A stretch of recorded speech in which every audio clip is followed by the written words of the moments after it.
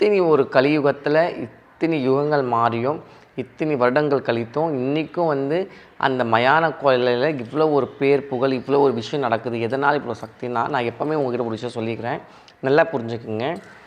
ஆதியும் மந்தமும் இல்லாமல் எதுவுமே கிடையாது.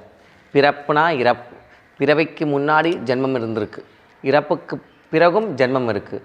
அது நம்ம என்ன தர்மம் செய்கிறோமோ, என்ன கர்மாவில் நம்ம இருக்கிறோமோ, என்ன தர்மத்தின் வழியில் நம்ம போகிறது பொறுத்து தான் அடுத்த பிறவியா இல்லை நரகமா, இல்லை நம்ம செய்த பாவத்தின் விளைவால் மறுபிறவி எடுத்து அந்த பிறவியில் என்ன கஷ்டங்கள் துன்பங்கள் துயரங்கள் சொல்லிட்டு இருக்குது.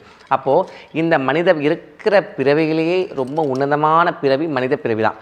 இந்த மனித பிறவி எடுத்து நம்ம தர்மத்திலையும் ஆன்மீகத்திலும் தெளிஞ்சு நல்லபடியாக ஒரு மேல் நோக்கி இருக்கும் பொழுது எல்லா சகலவிதமான சௌபாக்கியங்களும் இந்த பூமியில் நமக்கு இறைவன் கொடுத்து அதை நம்ம அனுபவிக்கிறது மட்டும் இல்லாமல் நான் என்ற அகங்காரம் அழிந்து தான் என்ற நிலையில் தர்மத்தோடு மற்றவங்களையும் நம்ம பார்த்து நாம் என்ற வாழ்க்கையில் உட்காரணும்.